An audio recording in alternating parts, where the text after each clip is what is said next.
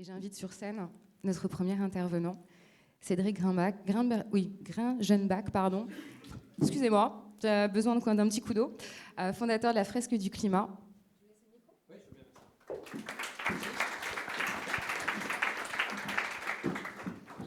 Alors, merci beaucoup pour l'invitation. Je suis fait une anti-sèche, moi aussi. J'ai pas imprimé, mais non, franchement, c'est pas l'empreinte carbone d'une feuille de papier A4 qui va nous mettre. Non, franchement, c'est pas là qu'est l'empreinte carbone d'une rédaction. Bien, je vais me présenter rapidement. Je m'appelle Cédric Gringenbach. Alors, certains me connaissent peut-être parce que je suis le créateur de la Fresque du Climat. Moi, je me suis intéressé aux enjeux climatiques il y a un peu plus de 10 ans. J'ai vu les conférences de Jean-Marc Jancovici et ça m'a un peu retourné la tête. Et quelques mois plus tard, j'avais décidé que je ferais du climat mon métier. Donc, je me suis formé en lisant les rapports du GIEC. Je suis rentré au Shift Project que j'ai dirigé pendant 6 ans à peu près. Et puis, à peu près à cette période-là, j'ai aussi donné des cours et des conférences. Ce qui m'a amené à essayer un format un peu plus participatif que le format descendant habituel. Et c'est comme ça que la Fresque du Climat est née en 2015. Et en 2018, après quelques années d'utilisation, j'ai eu l'occasion de pouvoir l'utiliser à large échelle. Sur un événement qui a rassemblé 900 étudiants d'un seul coup.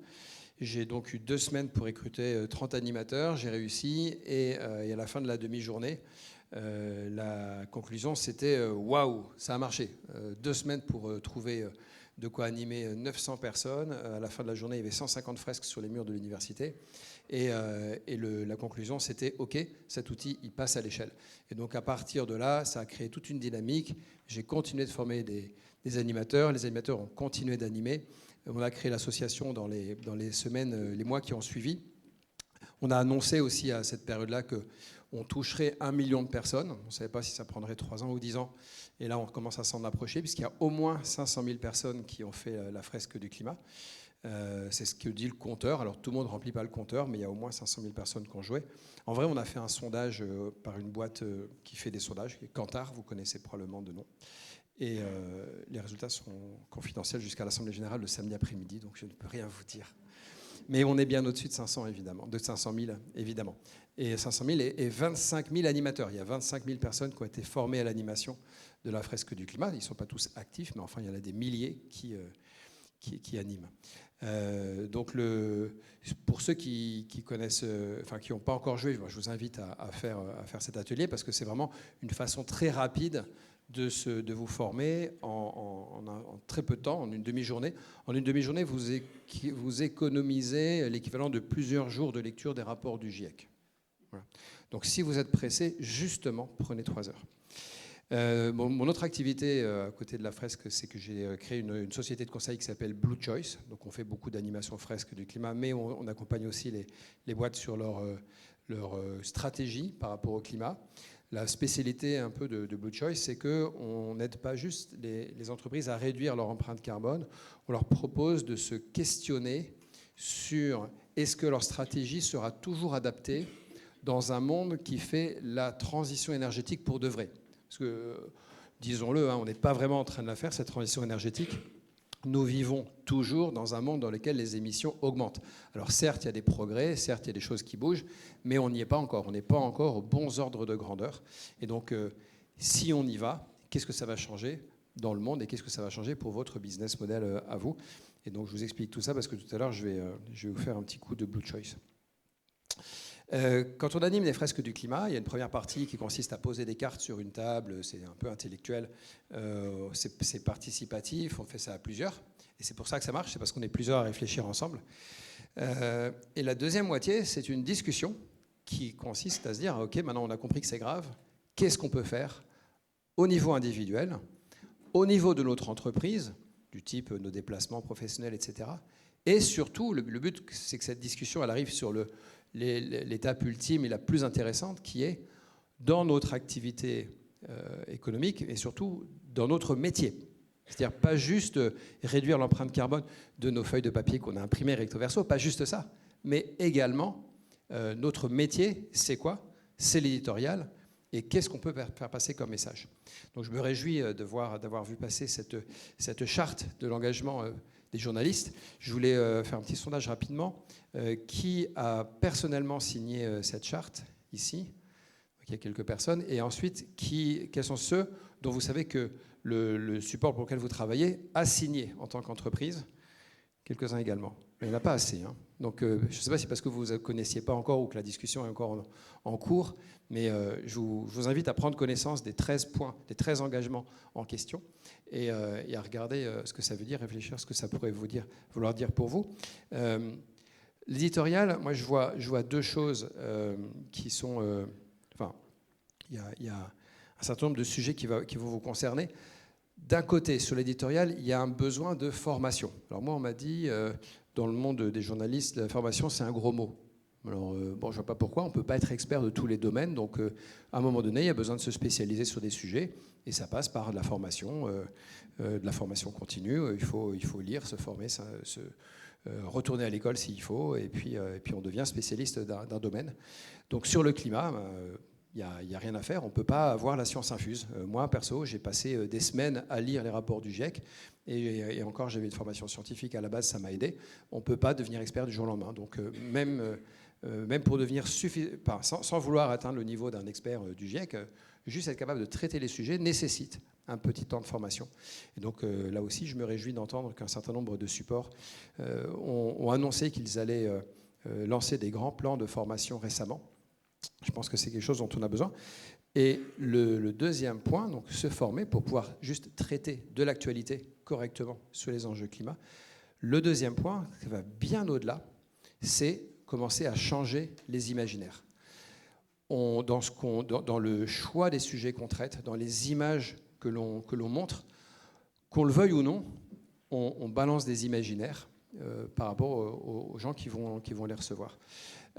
Et changer les imaginaires, ça peut passer pas seulement par les sujets qu'on traite, mais pour un sujet donné, les images qu'on choisit de mettre en avant.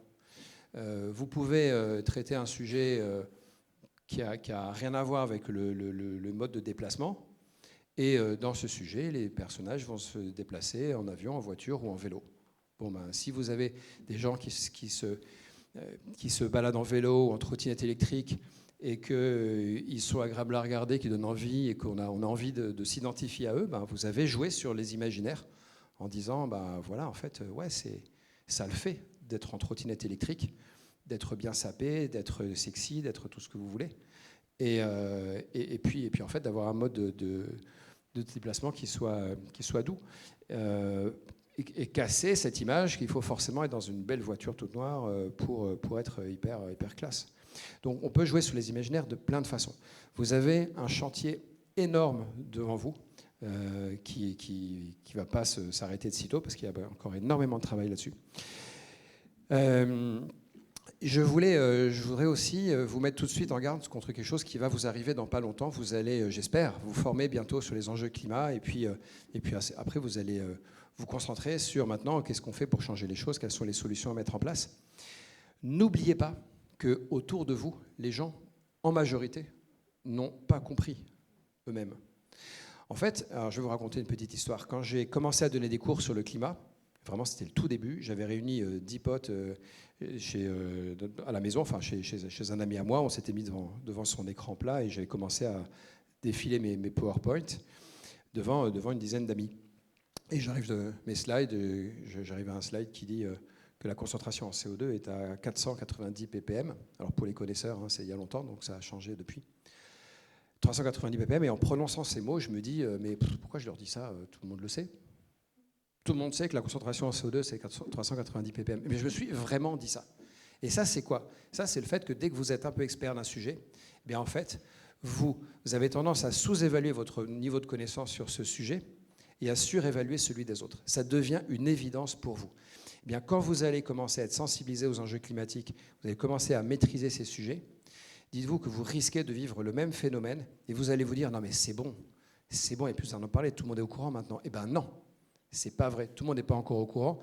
Il y a encore une grande partie de la population qui n'est pas encore sensibilisée, qui n'a pas encore compris l'ampleur de ce sujet. Et donc la sensibilisation reste le premier sujet, le sujet numéro 1 pendant encore plusieurs années, même si vous allez un peu plus vite que la musique et vous commencez à vous former, à avoir envie de bosser sur les solutions, etc. la sensibilisation, ça reste un sujet pendant encore très très longtemps. Voilà, donc je ne sais pas où j'en suis en termes de timing, combien de temps il me reste. Je vais me diriger tranquillement vers la fin. Je vérifie que j'ai bien tout dit. Quand on parle de ces enjeux climat, souvent on arrive sur des discussions du type oui, mais nous, tant que les autres n'ont pas fait ça, nous on ne peut pas faire notre part, etc. Et puis c'est la faute des entreprises, c'est la faute des politiques. Mais quand on demande aux entreprises, elles disent oui, non mais nous on répond à un besoin, à une demande, hein, donc c'est la faute des consommateurs, hein, sous-entendu. Et puis on respecte des législations, des normes, et donc c'est la faute du politique qui nous met ces législations dans les pattes. Et puis les politiques, de toute façon, ils écoutent les citoyens qui votent. Donc on ne peut pas dire qu'ils n'écoutent pas. Donc ils vont dire s'il n'y a pas de politique suffisamment écolo aujourd'hui, c'est parce que les citoyens n'ont pas suffisamment voté pour eux. Donc ils sont juste le reflet de l'opinion publique. Et ils écoutent également les lobbies qui sont là pour leur expliquer la réalité économique du terrain. Et c'est normal qu'ils les écoutent. Donc ils écoutent les entreprises. Donc il y a une espèce de triangle de l'inaction comme ça entre les citoyens, les entreprises et les politiques qui se renvoient tous la balle. Voilà. Et on a tous l'impression qu'à notre niveau, on ne peut rien faire parce que la balle est chez les autres. Voilà. Et bien ça, c'est pas vrai. La réalité, c'est qu'il va falloir tous agir. Les politiques, ils doivent changer des lois pour que les choses bougent, et ils le feront sous la pression des citoyens et des entreprises. Les citoyens, ils peuvent dès maintenant commencer à changer leur comportement. Il y a des choses qui sont à la main de tout le monde. Prendre moins l'avion, manger moins de viande. Si vous voulez démarrer demain matin, vous pouvez. Et vous avez besoin de demander l'avis de personne pour le faire. Donc ça, c'est à votre main, et ça permet de démarrer rapidement. En vrai, l'inflexion de la courbe des émissions qui pour l'instant est croissante et qui va, j'espère, bientôt devenir décroissante, les premières baisses sur cette courbe-là, elles seront de cette nature-là, hein. Elles seront de nature de gestes individuels puisqu'ils sont actionnables immédiatement, il n'y a pas d'inertie, il y a besoin de demander l'avis à personne et ça a un impact direct sur les émissions. Si on essaye de faire ça juste en essayant de décarboner l'énergie ou de faire de l'efficacité énergétique, en vrai, ça mettra des décennies avant de bouger. Donc le début de l'inflexion de la baisse des émissions, elle démarrera par les comportements individuels. Et donc on a cité 3 acteurs comme ça qui se rejettent un peu tous la balle, et souvent il y a un 4e acteur qui arrive dans la discussion, et ça c'est les médias. Et donc le sujet des médias, ça va vite venir en disant oui, mais le problème aussi c'est que les médias ils continuent de pousser à la consommation, il y a la pub, etc. Et c'est vrai qu'il y a un sujet avec ça. Moi ce qui m'intéresse, c'est d'identifier les blocages. Donc, comme je vous disais, chez Blue Choice, on accompagne les entreprises pour qu'elles se posent la question, est-ce que mon business model continue d'être viable dans un monde qui se décarbone ? Dans un monde qui se décarbone, si on se dit qu'un des axes importants, c'est de jouer sur la consommation, de questionner notre consommation, de se dire est-ce que j'ai vraiment besoin de tout ce que j'achète ? Pour moi, c'est par là que commence la transition, avant de vouloir décarboner et tout le reste. D'abord, on essaie de consommer moins, du coup on produira moins, on consommera moins d'énergie, et après on décarbonera ce qui reste d'énergie à produire pour faire tout ça. Mais ça commence par là. Et bien, dans ce monde-là, dans un monde qui remet sérieusement en question ce mode de consommation, que devient la publicité et que devient votre business model ? Alors, je n'ai pas la réponse, hein, mais juste je voulais vous dire, c'est ça le sujet qui doit vous occuper cet après-midi et à l'avenir. C'est pas juste comment on traite l'information correctement sur les enjeux climat, c'est également, oui, mais quid de notre business model à l'avenir ? Comment est-ce qu'on fait en sorte de ne plus être dépendant de certains annonceurs qui vont un petit peu vouloir nous tendre le bras sur un sujet ou un autre ? Faut pas se voiler la face, il y a un blocage de ce côté-là. Donc il y a plein de blocages en réalité. Ce qu'il faut, c'est que chacun identifie celui sur lequel il peut jouer. Le système, il a l'air d'être verrouillé de partout. Et quand je dis verrouillé, c'est-à-dire que j'aimerais faire ça, mais je ne peux vraiment pas, parce qu'avant que je puisse faire ça, il y a 2 ou 3 verrous à débloquer pour que moi, je puisse faire ce truc-là. Voilà. Et souvent, ça, c'est réel. Eh bien, la réalité, c'est que oui, il y a des verrous. Oui, en effet, je suis empêché de faire ça parce qu'il y a plusieurs choses qui m'en empêchent. Mais en ce moment, il y a des gens qui sont en train de travailler sur ces autres verrous. De la même façon que vous devez identifier les verrous sur lesquels vous pouvez jouer pour les débloquer. Vous devez trouver les leviers sur lesquels vous pouvez agir.